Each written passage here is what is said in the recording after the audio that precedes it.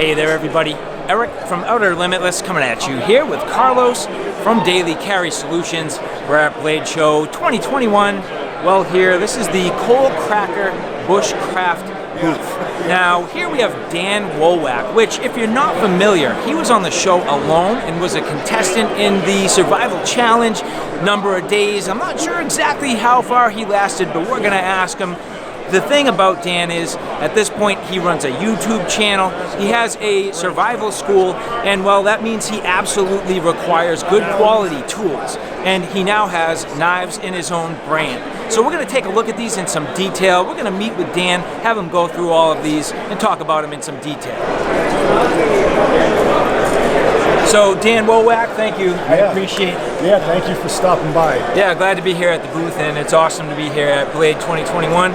Now, I sort of was telling the audience that you were on the show alone.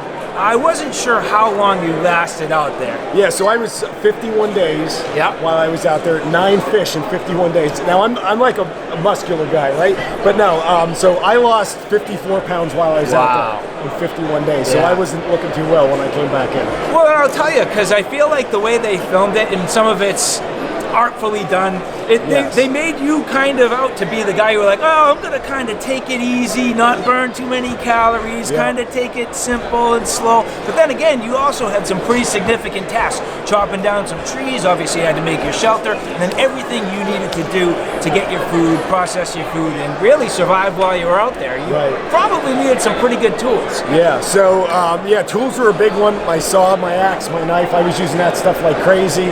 A lot of that led into inspiration to the stuff that we do now for all of our tools, and it was a wild experience. So my initial glimpse here, you have a very traditionally inspired bushcraft design, obviously by the name, but sort of traditionally inspired. I mean, talk to me about some of these designs and your inspiration for how these have come to me. Yeah, so I'm an axe guy. That's my big thing. So when it comes to tools, I think your axe should be able to do just about almost anything you want. The problem with axes is we grab big axes right away because we're burly men. We're going to chop big stuff down.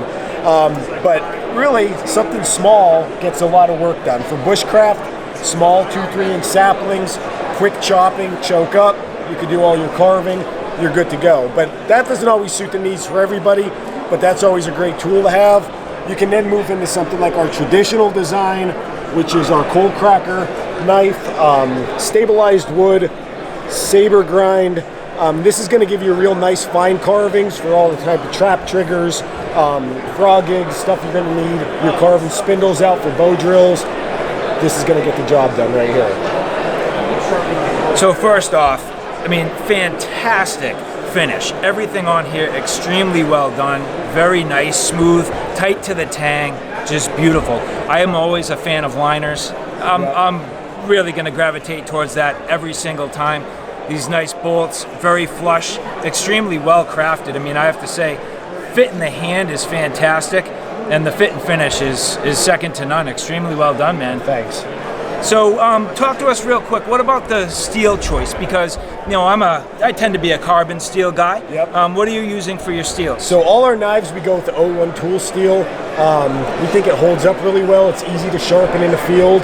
And then a lot of guys with the traditional sense of the whole thing, once it starts to build up that patina, it's gorgeous. Yeah. Like they look great now, but when you get it and it's worn in, primo. I agree, and I always say there's nothing better than a good hard-use patina. Yes, so, I agree with that too. That's awesome.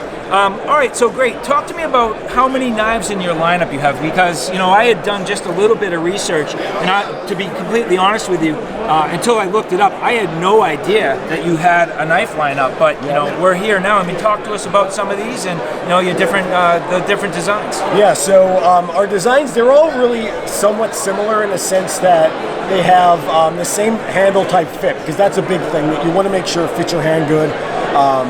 And it's comfortable to work with all day. So if you look at something like this, which is we call it the new era, different grind now. We have the Scandi grind, because guys like the Scandi grind a lot. It's really easy to carve your feathers with. Something like this, again, really easy to sharpen compared to something like this, which is easy to sharpen also, but this is a little bit easier for people to find that angle. So we do different handles with this. So we have cherry, we have bird's eye maple here. This is spalted beech. So different styles that way. We also did something with, this is petrified bogwood. So this came out of an old bog, they pull it out, and then that's what we got right there with it. That's fantastic. Now, one thing that I am seeing on your Scandi grind, which is going to aid in sharpenability, it does have a fine micro bevel, so it's not a true zero ground Scandi. Correct. So that's going to be good for the average user who might not be the best at a fully zero ground Scandi edge. Yep. And the sharpened spine? Yeah, sharpened spine, so anytime you need to make any type of small feathers, you can do anything with fat wood or anything like that, or scraping your ferro rod, that's going to get the job done every time. Now that's beautiful. Now the other thing I always say is it's one thing to have a great knife, but the sheath can make or break the user experience. Talk to me about what people would expect for a sheath for these knives. Yeah, so we make all the sheaths in-house, just on raw leather, and then we rip it all down and we build it out. So let me grab one of those here. Going up one mountain ridge, down another, up another mountain ridge. So, depending if you like your knife to sit deeper in the sheath or stick out a little bit more, we go that way. So your traditional leather sheath, nice burnished edge, and then the backside, we like, rather than sewing, we like to use a rivet on that. We think it holds up a little bit better like that. And of course, you got to get the logo in there. So all glued, nice 8-9 ounce leather for these things, and they hold up really, really well. Again, they only get better with age. These are fantastic. I mean, these are not only functional, but these are beautiful. Very nicely made, as Dan mentioned, beautifully welted, nicely stitched, absolutely perfect. Got the nice logo on there. But the two-tone is what catches my eye. The fact that you get that nice sort of deep, and I don't know if you call that like a walnut or whatever you call it, the dark, but with that nice tan. I love a two-tone finish. This is absolutely fantastic. So, all right, well, Dan, not just the axes and the knives. Anything else that you'd like to show us while we got you? Yeah, we could show you some saws and some of our fire starting stuff. So we do, not only do we make the knives, we forge the axes, we also blacksmith, so we make all our steel strikers in-house. So flint and steel, probably one of the funnest ways to make fire when you're out there. We have different kits like that. And then we also make takedown buck saws.